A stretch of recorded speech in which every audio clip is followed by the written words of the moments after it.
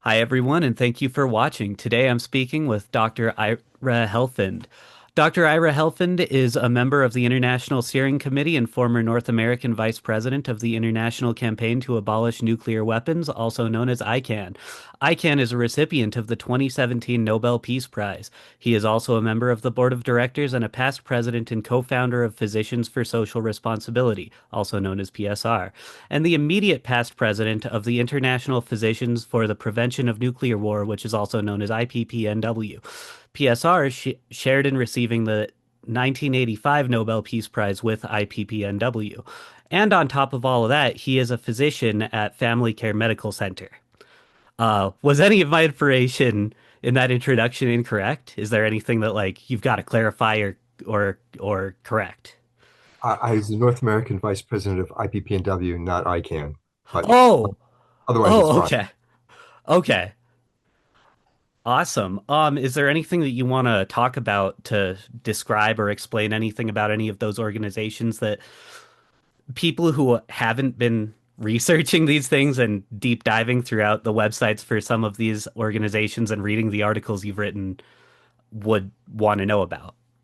Yeah, I mean, PSR and the Global Federation that we are part of, International Physicians for the Prevention of Nuclear War, are organizations of medical professionals who have been working for more than 4 decades to help alert the general public to the dangers posed by nuclear weapons, and in the hopes that by doing so, we would be mobilizing people to take action and press for the elimination of these weapons.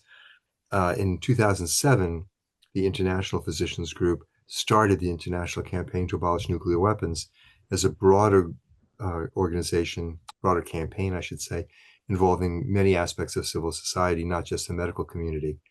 And that campaign, in turn, has become the model for the campaign we're now organizing here in the United States called Back from the Brink. Okay, cool. Why should people under 20 care about some of these issues that we've got to talk about, and how can they get involved? And are there additional resources besides things like Students for Nuclear Disarmament that they should be aware of? Yeah, I think it's really important for young people to get involved in this issue. Uh, for the most part, young people are not very aware of the danger posed by nuclear weapons, which is not their fault. They've never been taught about it. But this is something which poses a deep existential threat to their survival and to the world that they hope to live in the future. And they need to know about the danger that is confronting them. We have in the past seen many, if not most, movements for social change, for political change, derive much of their energy from young people. And we've certainly seen this in recent times with the climate crisis, the enormous role that young people have played in drawing attention to that, in the struggle against racism embodied by Black Lives Matter. We haven't yet seen that kind of youth participation in the anti-nuclear movement, although it is certainly growing at this moment in time. But it's a real key task of those of us who are involved in trying to prevent nuclear war to help educate young people so they do understand the need for them to be for themselves to become active on this issue as well.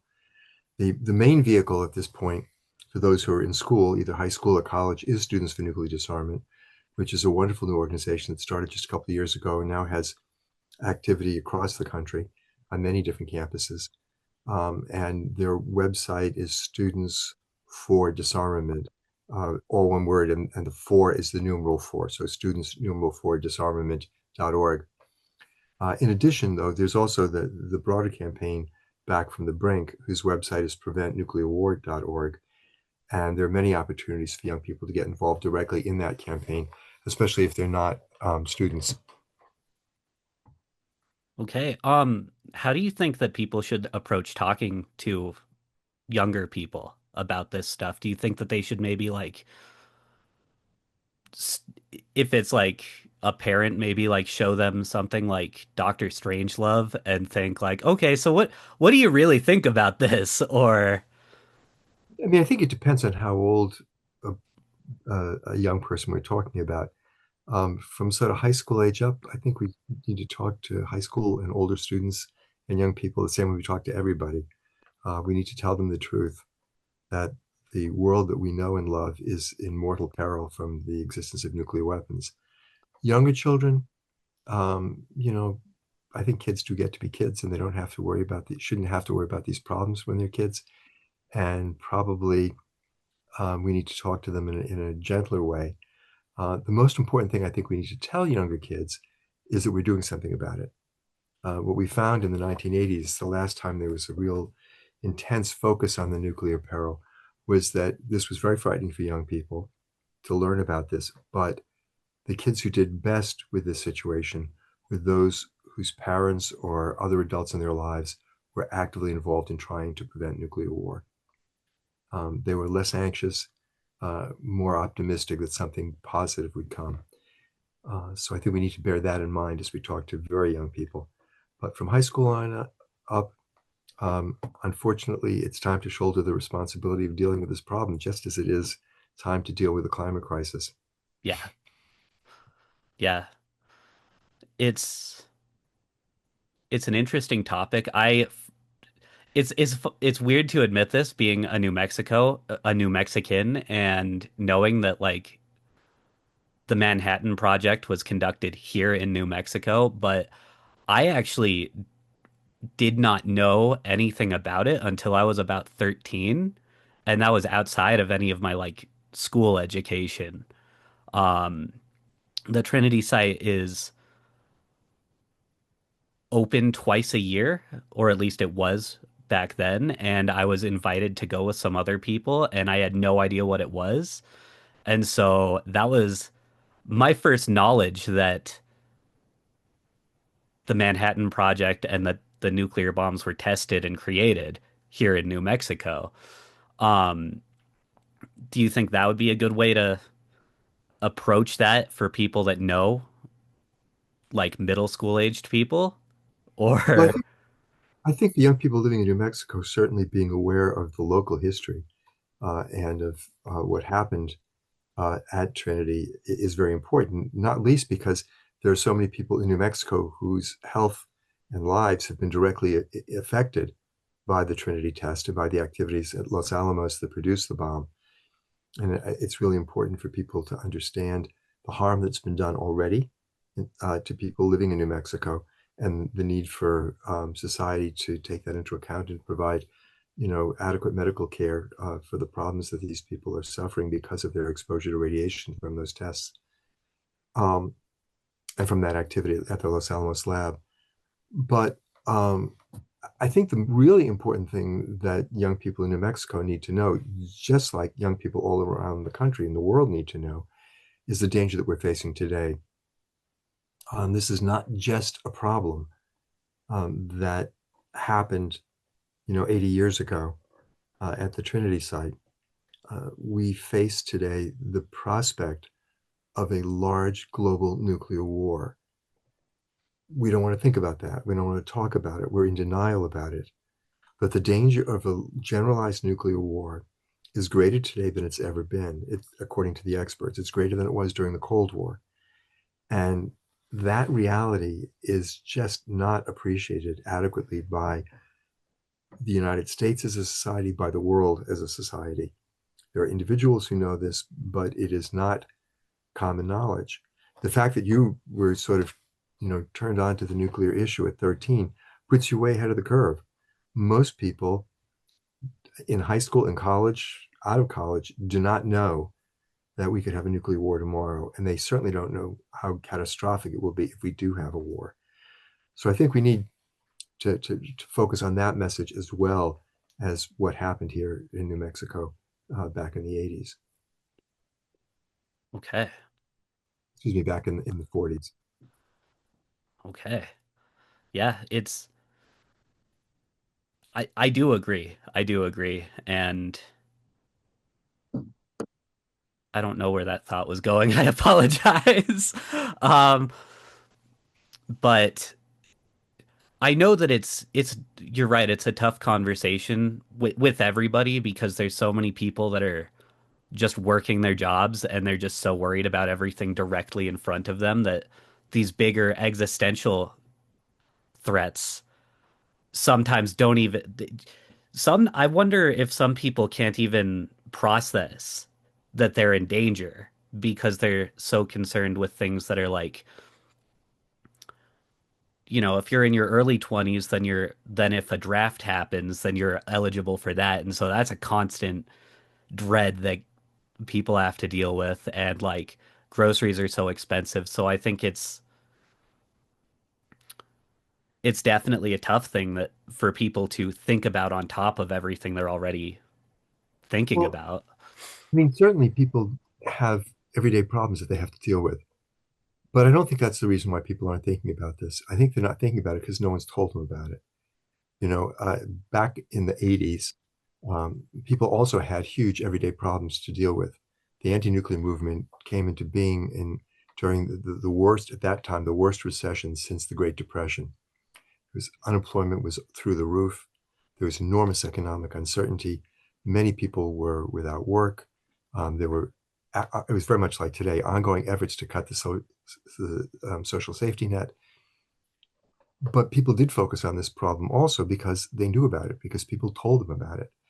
So I think the key here is education. If we tell people the truth, if we bring this information to them, I think that despite all the other problems they have to deal with, they will want to deal with this problem also because it's their future, it's their lives, it's their children's and grandchildren's lives. So I'm not at all discouraged about our ability to mobilize people today. I think we just have to do the work.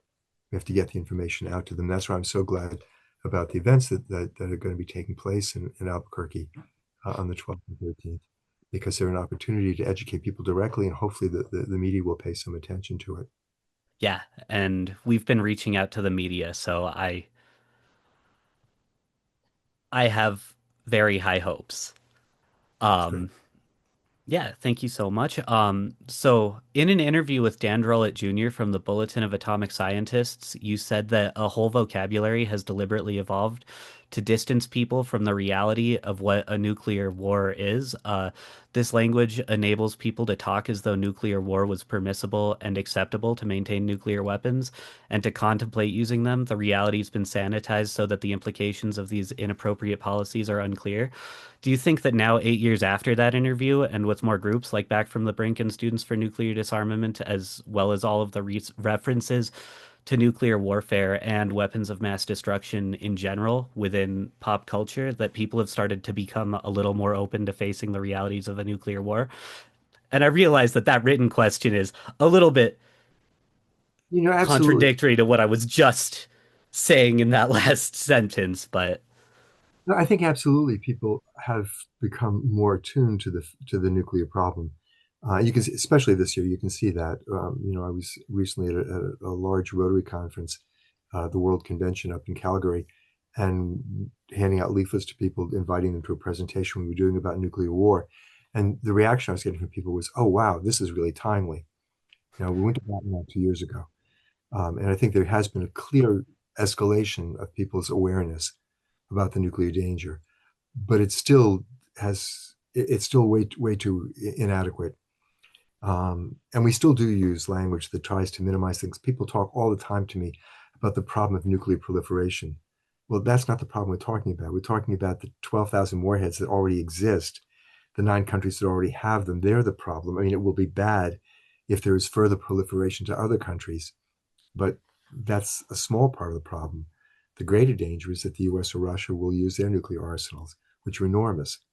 Um, we focus a great deal of attention on the danger that Iran might acquire 1 or 2 or 10 nuclear warheads, which would be very bad if it happens. But the real problem is the 5,000 nuclear warheads that we have, the 5,000 nuclear warheads the Russians have. And we sanitize the language in other ways too. I mean, people don't talk about nuclear war; they talk about a nuclear exchange. It sounds like there's some kind of a trade going on. That's not what we're talking about. We're talking about the obliteration of cities and the death of millions and millions of people. It's not something we usually think of in with a word like exchange. you're right. Yeah, I guess because like my mom is part of Back from the Brink, which is how I got into it, and then everyone that I've been speaking to, I hadn't heard people refer to it as like a nuclear exchange, and that does really minimize it. Yeah, And that and kind of that freaks me out how much it minimizes it a little bit. well, and, and the decision makers, the people in government, always talk about nuclear war in very abstract terms. And it's one of the major contributions I think that the physicians movement has made, refocusing that conversation in more appropriate language. That they talk about nuclear strategy and it becomes very abstract and it's like game theory, like they're playing some kind of three-dimensional chess or something. And when you talk about nuclear weapons in that way, it's possible to get caught up in the logic of game theory and to think it's okay to play this game. If you talk about nuclear weapons in terms of what is going to happen when they're used, the effects they're going to have, the impact on human beings, on cities, on nations, you get a different conversation. And we saw that very clearly in the negotiations for the Treaty on the Prohibition of Nuclear Weapons. When that process began, the negotiations were taking place in the standard mode. There was a lot of discussion about, you know, various important but very abstract details. And when we started talking instead about the fact that even a limited nuclear war, as might take place between India and Pakistan, as almost did take place between India and Pakistan just 2 months ago, that a very limited nuclear war like that would cause enough global climate disruption and famine to kill as many as 2 billion people worldwide, including 130 million people in the United States. You got a very different conversation. The focus very quickly turns to how do we prevent this? And very quickly turns to the answer to that question. The only way to prevent this is by getting rid of these weapons. So I think it's really imperative that we sort of break through this way of thinking that too often characterizes decision makers. They use it to isolate themselves from the consequences of what they're doing.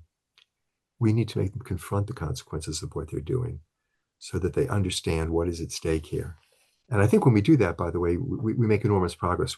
Again, we saw this back in the 80s when we were able to sit down with Reagan and Gorbachev, and people from the physicians movement were able to meet with both of them. We were able to sit down with them and explain to them what's going to happen. And they literally didn't know what the full effects of a nuclear war would be. When we made them focus on that reality, they very quickly came to the conclusion that nuclear weapons should be abolished. And they almost did that at the Reykjavik summit meeting. Wow.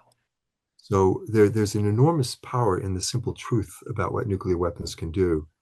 And I think we should take a great deal of confidence from that. We have a very, very powerful argument to support our belief that nuclear weapons must be abolished. That argument is simply the truth about what's going to happen when these weapons are used if we don't get rid of them. It's kind of comforting to know that they almost did abolish them back in the 80s. And so that means that they can still abolish them and they can still be educated. That's incredibly encouraging to hear. It absolutely is. And, it's very important for us to remind people of that part of the history. A lot of people look at the nuclear problem and just say nuclear weapons can never be abolished. I mean, they treat them as though they're a fact of nature. And we have to remind ourselves and teach people who never knew this that in 1983, the United States placed nuclear weapons in Europe, Pershing missiles, with a stated goal of being able to fight and win a nuclear war in Europe. This was a totally insane idea. Such a war would have been absolutely suicidal for the United States. Everyone would have died. But it was US policy. We were preparing to fight and win that war. Less than 2 years later, in response to an enormous outpouring of public opposition, Gorbachev and Reagan sat down and said nuclear war could never be won and must never be fought. And this was a complete 180-degree change in the nuclear policy of both countries. And it took place in less than 2 years. And I think that shows the power that we can have if we are just able to mobilize the public, to educate the public, and through that public mobilization, educate our leaders about what's actually at stake here. Yeah. Um, was Oh, just going to say, it's kind of hard to believe, but um, we have encountered this phenomenon over and over again that the leaders, even of countries which possess nuclear weapons, don't really understand what's going to happen when they're used. The United States government has never done a systematic study of what the effects would be if the US launches its nuclear arsenal against another country. Private people, researchers have done studies and have shown that it's a complete suicide mission. If the United States were to attack Russia or China, completely successful attack, not a single missile gets through to the United States. The resulting climate disruption kills almost everybody here in the United States anyway. The US government has never formally studied this and therefore does not take that fact into account. Um, but when we present this information to people, there is the possibility that we can get them to understand the enormous danger that exists today. yeah. Um, do you think that the pop culture references to nuclear warfare are beneficial to the conversation and helping to prevent, helping to present that information to people? Because there's things like, Oppenheimer, I think, showed me a lot of stuff that I had never considered. The movie Oppenheimer, with getting to kind of visualize the concept of the bomb itself and the explosion. And then there's other things like the video game Death Stranding that I would call the setting a legally distinct, not post-nuclear world, but it's a post-nuclear world and it's a wasteland and everyone lives in little bunkers. And it's of course got sci-fi fantasy nonsense that because it's a video game, but it is literally in line with the things that you have spoken about in your models and some of the speeches that you've given.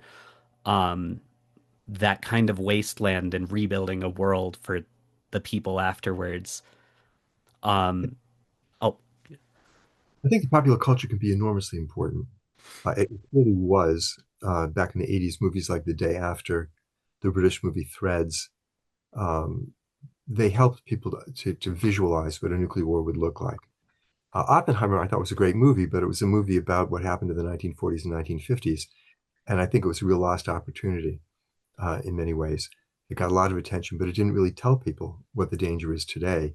And you can see that movie and think, gee, I'm really glad that we don't have that problem anymore, which is the current narrative that this was an issue back then during the Cold War.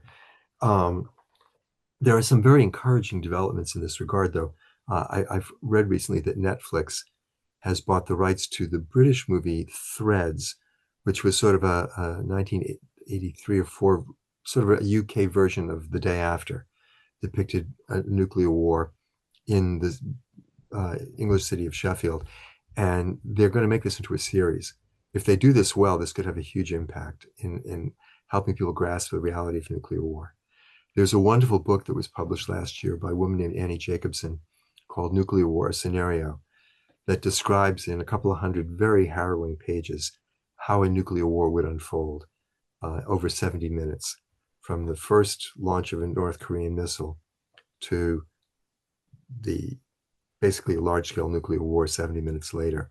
And it's a meticulously researched book based on what we know to be current US policy, other nations' policies, their technical capabilities, and so on. It, despite the intense research, it's a very, very readable book. It reads like a thriller. And it also apparently is going to be made into a movie. A Hollywood studio has optioned this. They'll be making it into a movie.